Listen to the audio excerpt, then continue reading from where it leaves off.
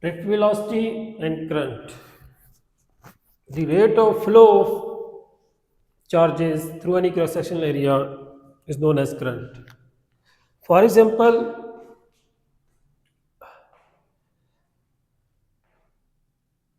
we have a water pump and a pipe filled with water. If we turn on this water pump, it will circulate this water through the pipe. Same phenomena is happening in a battery.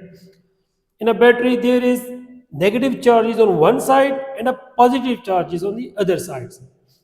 These negative charges repels each other. That's why they will start to flow through the wire. It's a wire towards the positive charges, and the, the charges are flowing because the negative charges repels each other, and the electrons will flow through the wire. And this flow of electrons mean charges, the flow of these charges through this cross-sectional area is known as current.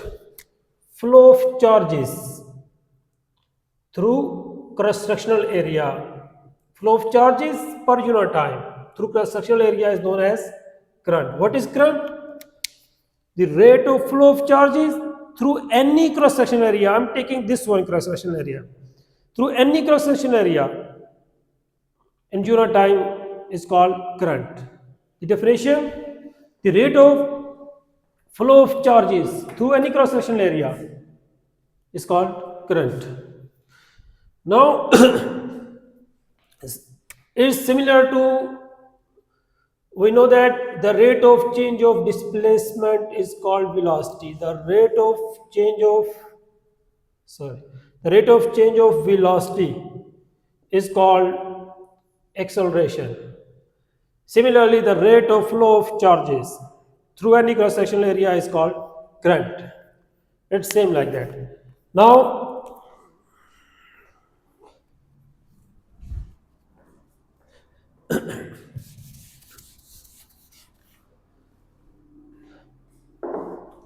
the electrons are flowing through this wire, but the protons not. Why?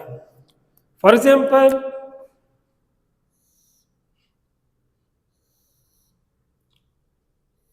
this line is 2 times of this line, almost 2 times. Now 3 times, 4 times, 5 times. This line is 5 times of this one. And the mass of proton is 1836 times of mass of electrons. The proton is too much bigger than electrons. 1836 times bigger. This line is 5 times of this line. What will be the 1836 times? 1836 times means protons are too much bigger than electrons. And the electrons are inside a nucleus. That's why electrons can't flow through the wire. Because they are too much bigger, 1836 times bigger than electron, the proton is. And it's inside the nucleus. So protons can't move. They are still here. The electrons are free to move and much smaller as compared to proton. That's why the negative charges repels each other and the electrons start to move through the wire. Now, yes, the electron is too much smaller, but electron has same magnitude of charge as the proton has.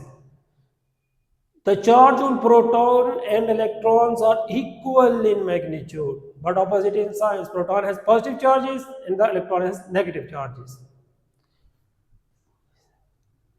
Electron has equal magnitude of charge as the proton has, but the proton has positive charge and electron has negative charge. The value of charge of proton and electron is 1.6 multiplied 10 to the power minus 19 coulomb.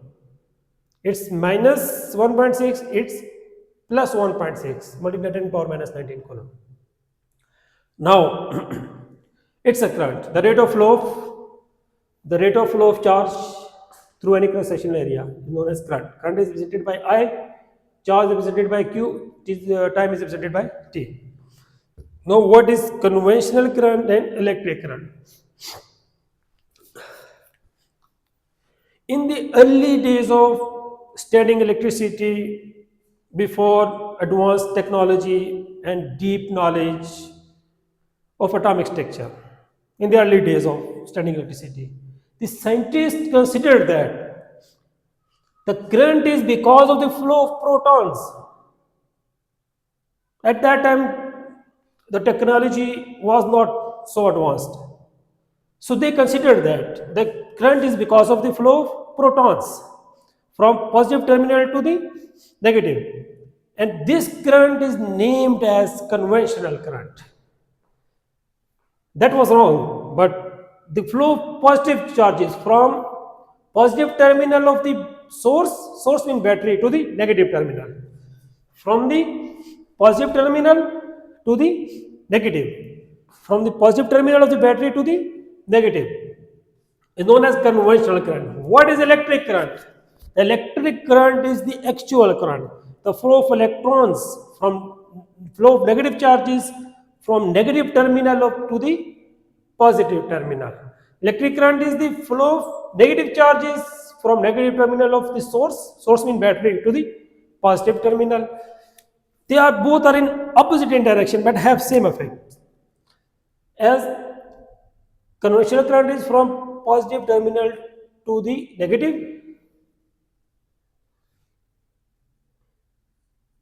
and the electric current is from negative to the positive. They both are opposite in direction. Now, um, the, the symbol of battery is this.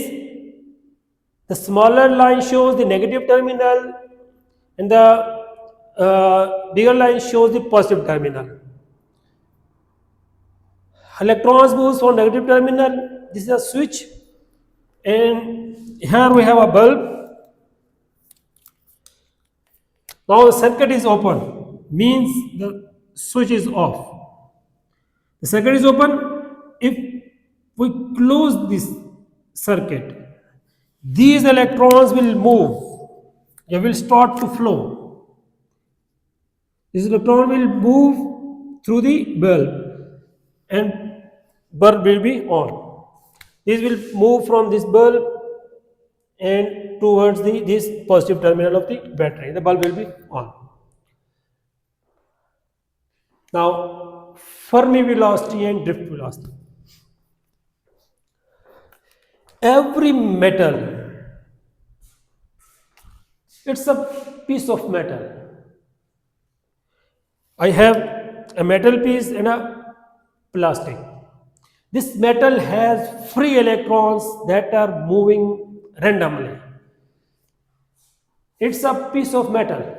It has free electrons that are moving randomly. These two are moving in this direction, these two are moving in opposite direction. This one is moving upward, this one is moving downward. They both are moving in opposite direction. They are moving randomly with a very high speed, without any battery, without any source. In this piece of metal, the free electrons are now every time moving in random direction in all directions. And the velocity of the electrons without any external source is called Fermi velocity of the electrons. And it's they are moving with very high speed of 10 power 6 meter per second. It's a natural phenomenon. This natural average velocity of electron, when no electric field is applied, when no electric field applied, is known as Fermi velocity. It's extremely fast, about 10 power 6 meter per second, and depends on the temperature of material. At higher temperature, the velocity is more faster. At low temperature, the velocity is as compared to slow. Now, drift velocity. When external source is applied, these free electrons move towards the positive terminal. Now they have unidirectional motion. Unidirectional motion from negative to positive terminal, and now the velocity of these electrons is known as drift velocity. The average velocity of electrons when external field is applied is known as drift velocity. It is slow, about 10 power minus 4 meter per second. It depends on the voltage. It depends on the voltage of the source. Hope you got the point. Now conditions for current. Conditions for current is, the first condition is the material must have free charges, means electrons. This marker doesn't have free electrons, means the current can't flow through the plastic or mud. This metal has free electrons, so current can flow through this metal rod. And the second condition, there must be electric field. Electric field means a source, a battery. Now the electric field is from positive to negative. That's why the electrons are moving from negative to positive. So two conditions: must have free electrons, there must be electric field. And now the current is flow of charge per unit time. The current is measured in ampere. The current is measured in ampere, equal to charge is measured in coulomb, the time is measured in second. So the ampere is equal to coulomb per second. Its SI unit is ampere. Ampere is equal to coulomb per second. Now, if 1 coulomb charge flows in 1 second, then the current will be 1 ampere. It's a definition of ampere. If 1 coulomb charge flows in 1 second, then the current will be 1 ampere. That's all.